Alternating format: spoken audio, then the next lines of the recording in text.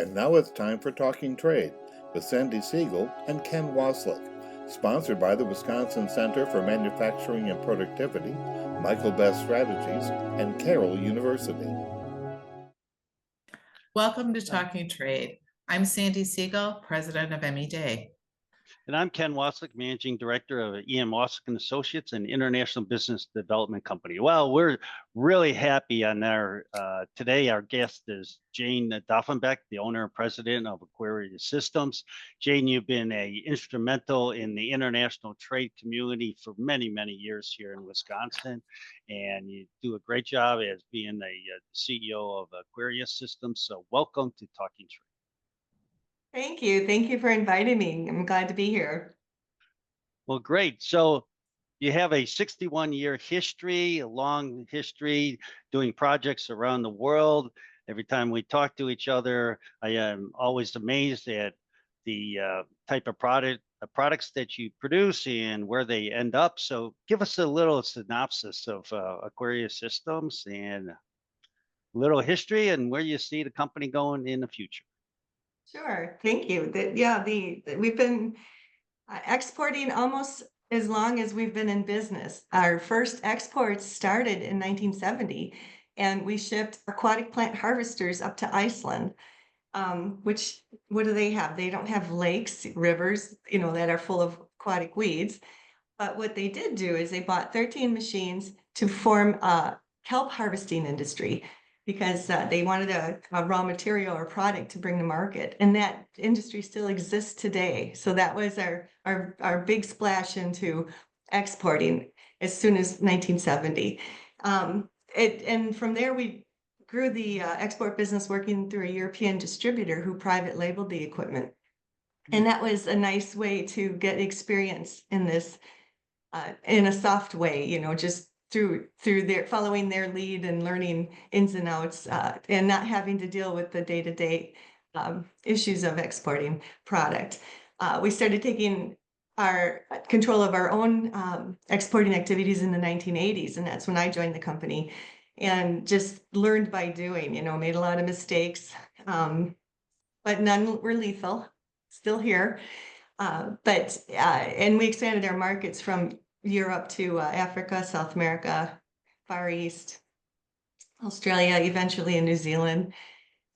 We're almost on every continent, 50 countries anyway, that we've shipped our product to. Great. Fascinating. So I've had the pleasure also of, knowing you for many years, traveling with you and some of the trade missions and so forth. And I've always just been enamored by the product, the company, and your great success. And the reach of your product is again impressive and pretty expansive. Tell us a little bit more about the product for people that aren't familiar with Aquarius System. I mean, you're selling, some big capital equipment. I think your customers are the governments, and these are major investments, major projects. Tell us a little bit more about that and Yes, how you're that's correct. targeting things around the world. Yes, we bring in steel and we send out a finished machine. So it's old-fashioned, one at a time production of these custom made machines. We say we make metal float. What that means is we make aquatic plant harvesters. Those are barges that have like a combine mounted on the superstructure that's used to remove aquatic vegetation from waterways. Our customers use those because they feel it's a healthier alternative to using herbicides to nuke the weeds. And then we make a floating excavator, an amphibious excavator. So again, a barge with an excavator mounted on it. It's got legs for stabilizers. And we have a floating bulldozer that we call the Swamp Devil. It's got 2 5-foot diameter blades mounted on the bow, which are like airplane propellers that they can trench down to 3 feet deep. The machine is used for restoration of waterways or cutting pathways into wetlands so water can circulate and keep the wetland healthy. All kinds of uses for that crazy machine. What else? We have, canal cleaning machines. They are specially designed to clean canals from aquatic plants. They are mostly sold in Southeast Florida. So if you land in Miami, just look out the window at the canals. You'll see little yellow and gray bugs parked all over, and those are all the canal cleaning boats that we've supplied. There's dozens of them working down there. So yeah, surface water management equipment. That's our well, what we call our industry, but it is really a niche. And so it's not, you know, when I say we sold in 50 countries, it doesn't mean that we're regularly selling product each year to that country. We have to be a bit opportunistic or develop the business, and it is expensive for them to buy. It is an investment in a capital good, as you said. So, you know, the sales cycle can be 2 to 10 years, literally. It can take that long. Am I right? Is it a mix of private customers and government, or is it lean one way or the other? Yes, I would say probably 85% form of government, from a small lake district here in Wisconsin that's allowed to make a little tax district for themselves, up to the Ministry of Water Resources in Iraq, for example, and anywhere in between, any kind of government level in between. The rest of the business might be to private buyers or parastatals or otherwise hydropower plants or nuclear power plants, you know, other organizations or businesses that have to manage a waterway and keep it, you know, clear for navigation or for Recreation even, perhaps? yeah, of course, recreation, Yeah, yes. And then like for the power plants, it's keeping the intakes clear of debris or of weeds. Oh, I forgot to mention our marine debris skimmers. That's our coolest product. Those are a natural evolution of the weed harvester was to turn it into a marine debris skimmer or trash picker upper. So that machine first was developed in 1977 or 78, and we sold few to Europe back then, including into Venice, to pick up trash out of the canals. And I would declare before the world, we were the first company to ever produce a marine debris vessel, you know, collection vessel.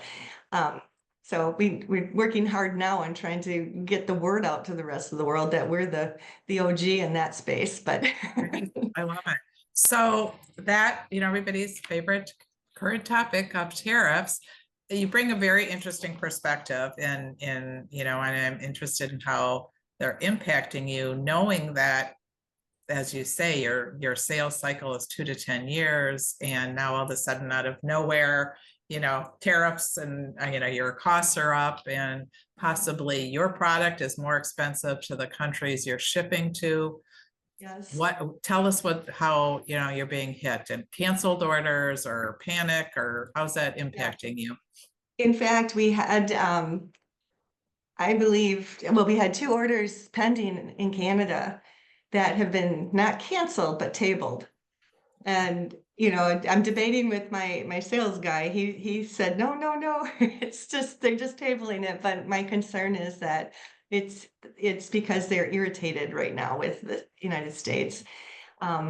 With that said, we are producing 2 other machines that are going to Canada this summer. We'll be shipping, and our customer there is concerned about retaliatory tariffs, that because they don't have budget in their municipal, you know, what they but set aside to buy this equipment to put it, you know, pay another 10% or more on it. So we're watching that closely, how that will play out, and my heart goes out to them if that happens. But I'm also grateful we got 50% down, because it makes it harder to cancel the order, right? You know, they're going to have to want to go through with it and finish it. So thank goodness for that.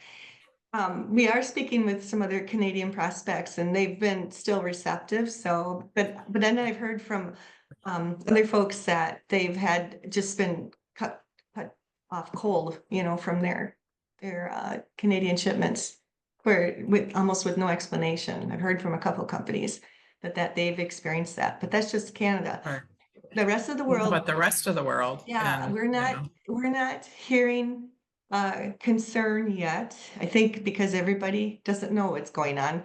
What's curious to me is we're getting inquiries in the last couple of weeks from some strange place, not strange places, but places we haven't heard from for a while, and they might be countries that are who would be affected by the tariffs and are wanting to do something about it. So I thought, well, maybe they're thinking we better buy some stuff from the United States.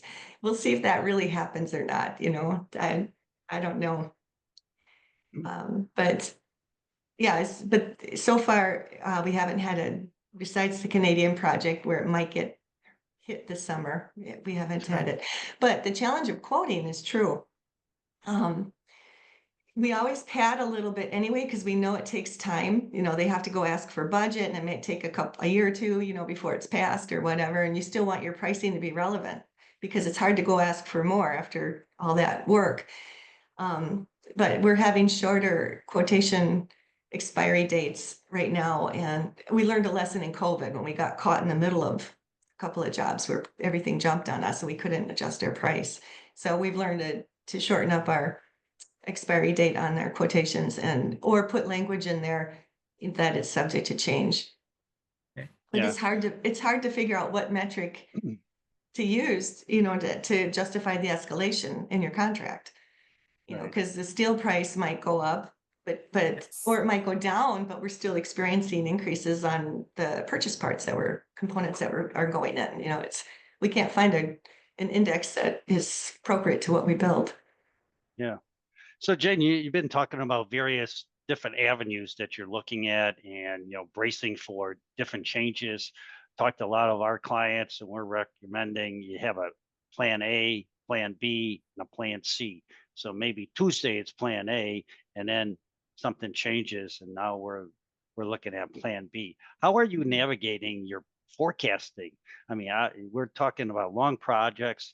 We're talking about capital equipment that takes months to actually, from the day of order, from the initial down payment of the 50%, let's say, to the actual build side. And then of course you got the ship date here. You know, how are you internally planning for this volatility? Yeah, we have a deep pipeline, so there's a blessing there. And also more than 60% of our customers are repeat customers, so that's a blessing.